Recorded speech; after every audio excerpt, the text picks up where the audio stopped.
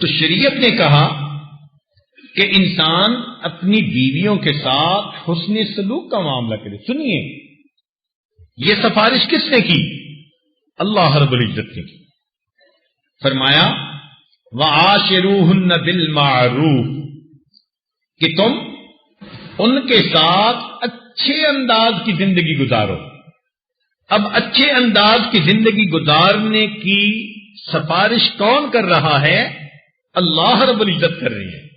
مفسرین نے اس آیت کے تحت لکھا ہے کہ جو دنیا میں اپنی بیوی کی زبان کی سختی اور بدتمیزی پر بھی برداشت کر لے گا، اللہ کے حکم کو سامنے رکھتے ہوئے اللہ فرمائیں گے دنیا میں تو نے میری سفارش کو مانا تھا، آج میں تیرے ساتھ شفقت کا معاملہ کرتے ہوئے تجھے جہنم کی بجائے جنت کا راستہ عطا فرما. اور عجیب بات تو یہ ہے کہ کئی مرتبہ بیوی پہ ایسی وجہ سے ناراض ہوتے ہیں جو اس کے اختیار میں ہی نہیں، ایسی وجہ سے ناراض ہوتے ہیں جو اس کے اختیار میں ہی نہیں. مثال کے طور پر تیری تو بیٹیاں ہی ہوتی ہیں ہمیشہ. اب بتاؤ کہ بیٹیوں کو پیدا کرنا یہ عورت کے اختیار میں ہے. عورت کا اختیار ہوتا تو وہ ماشاءاللہ ساری دنیا بیٹوں سے بھری ہوتی اور رشتوں کے لیے 1-1 لاکھ بندوں کی اپلیکیشن آ رہی ہوتی. بھائی یہ تو اللہ کی دین ہے. جس کو چاہتا ہے بیٹے دیتا ہے، جس کو چاہتا ہے بیٹیاں دیتا ہے، جس کو چاہتا ہے دونوں عطا کر دیتا ہے، اور جس کو چاہتا ہے من یشاء عقیما اس کو وہ بانج بنا دیتا ہے. بندے کا تو اختیار نہیں ہے اس میں، بلکہ ہو سکتا ہے کہ طبیب کی طرف رجوع کیا جائے تو شاید مرد کا ہی قصور نکل آئے. لیکن عورت سے اس بات پہ ناراض کہتے ہیں جی بس اس کی تو بیٹیاں ہی ہوتی ہیں.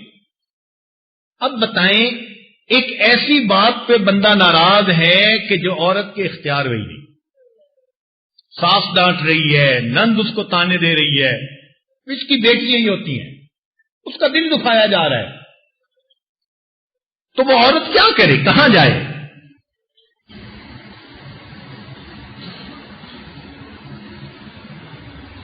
تو میاں بیوی کا یہ معاملہ اتنا قریب کا ہے کہ اللہ تعالی کا خوف دل میں ہو پھر انسان اس حق کو صحیح طرح ادا کر سکتا ہے.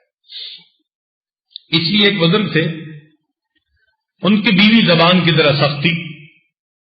ویسے جو عورتیں زبان کی ذرا سخت ہوتی ہیں، حضرت تھانوی رحمۃ اللہ فرماتے ہیں کہ اکثر وہی عورتیں پاک دامن بھی ہوتی ہیں. جو زبان کی میٹھی ہوتی ہیں نا، ان کی مٹھاس خامن تک کی نہیں اوروں تک بھی پہنچ جاتی ہے. تو فرماتے ہیں کہ جو زبان کی تھوڑی سخت ہوتی ہیں پاک دامن بھی اکثر وہی ہوتی ہیں. کوئی کلیہ نہیں ہے مگر عام طور پر دیکھا گیا. کسی نے کہا کہ حضرت ایسی بدتمیز عورت کو طلاق دے دیں. انہوں نے فرمایا کہ دیکھو بھائی، اگر میں اس کو طلاق دے دوں گا تو اس کی پھر 2 شکلیں ہوں گی. ایک شکل تو یہ کہ یہ مطلقہ بن جائے گی اور کوئی اس سے شادی نہ کرے، تو یہ دکھ کی زندگی گزارے گی اور دکھ کا سبب میں بنوں گا. اور دوسرا شکل یہ کہ یہ شادی کرے گی تو جو عادت اب ہے وہ پھر بھی رہے گی، تو دوسرے خاوند کا دل دکھائے گی اور اس مسلمان کا دل دکھنے کا سبب بھی میں بنوں گا. لہذا میں چاہتا ہوں کہ میں جو برداشت کر رہا ہوں برداشت کروں، میری وجہ سے کسی اور بندے کا دل نہ دکھے. طلاق نہیں دیتے تھے. اللہ والوں کی سوچ دیکھو کہاں جاتی ہے. تو فرمایا کہ جس کی زبان سے اور جس کے ہاتھ سے کسی مسلمان کا دل نہ دکھے. نبی علیہ الصلوۃ والسلام اتنا لحاظ فرماتے تھے. حدیث پاک میں آتا ہے کہ آپ صلی اللہ علیہ وسلم عائشہ صدیقہ رضی اللہ تعالی عنہا کے ساتھ ایک بستر پر لیٹے ہوئے ہیں. تہجد کا وقت ہو گیا تو آپ صلی اللہ علیہ وسلم پائنتی کی طرف اتنا آہستہ آہستہ اترے کہ آہٹ نہ ہو، کوئی حرکت نہ ہو، ان کی آنکھ نہ کھل جائے. اور پھر نبی علیہ السلام پیدل چلے، ننگے پاؤں چلے کمرے میں، اور پھر جوتے باہر آ کر پہنے اور جنت بقیع چلے گئے.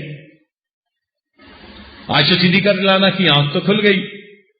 وہ بڑی حیران کہ بھئی اتنے دبے پاؤں اٹھ کے جانے کا کیا مطلب؟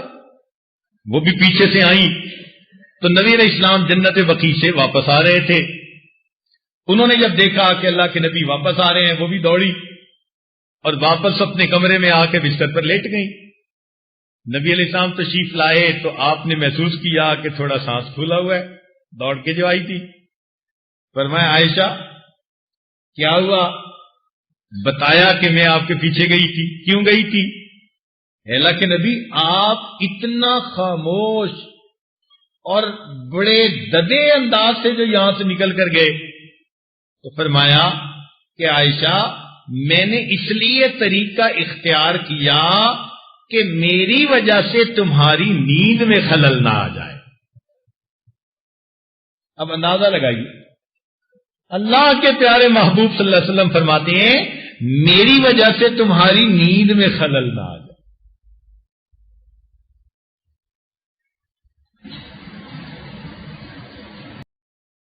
اللہ اکبر کبیرہ. کیا خوبصورتی ہے اس دین اسلام کی، کیا حسن و جمال ہے اس دین اسلام کا. کتنا پیارا دین اللہ رب العزت نے ہمیں عطا فرمایا.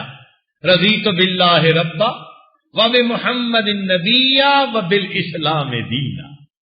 ہم اللہ سے راضی ہیں، اس نے ہمیں کتنا زندگی گزارنے کا پیارا طریقہ عطا فرمایا جہاں جانوروں کے حقوق کا خیال کیا جاتا ہے. حضرت خواجہ واقف اللہ رحمۃ اللہ علیہ کے بارے میں آتا ہے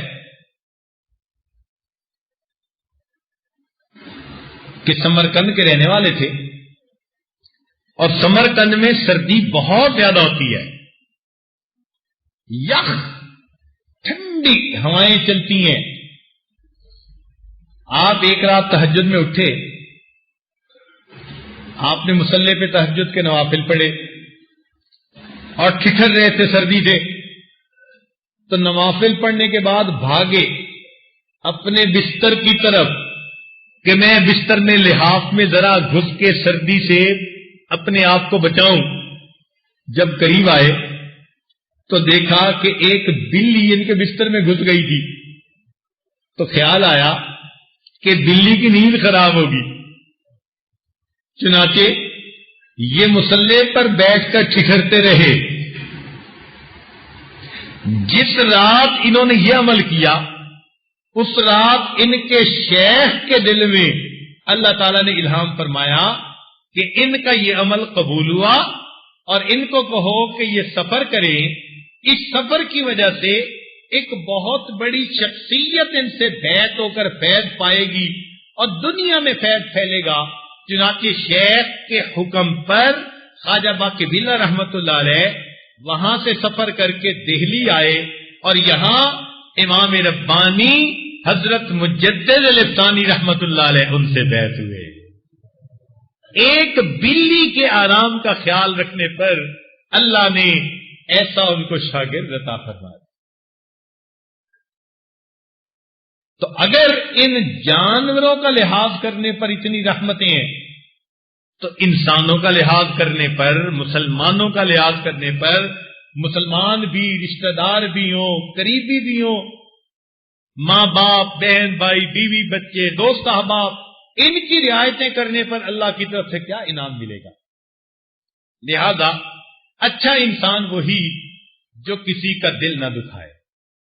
اچھا انسان وہی جو کسی کا، بس اس اجتماع کا نچوڑ اس بات کو سمجھ لیجئے کہ آج کے بعد ہم نے ایسی زندگی گزارنی ہے ہمارے قول سے، فعل سے اللہ کی کسی مخلوق کو تکلیف نہ پہنچے.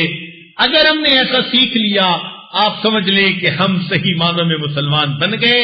اللہ تعالیٰ ایسی زندگی گزارنے کی توفیق عطا فرمائے اور اس کے بدلے ہمیں قیامت کے دن کی ذلت و رسوائی سے محفوظ فرمائے. وآخر دعوانا ان الحمد للہ رب العالمین.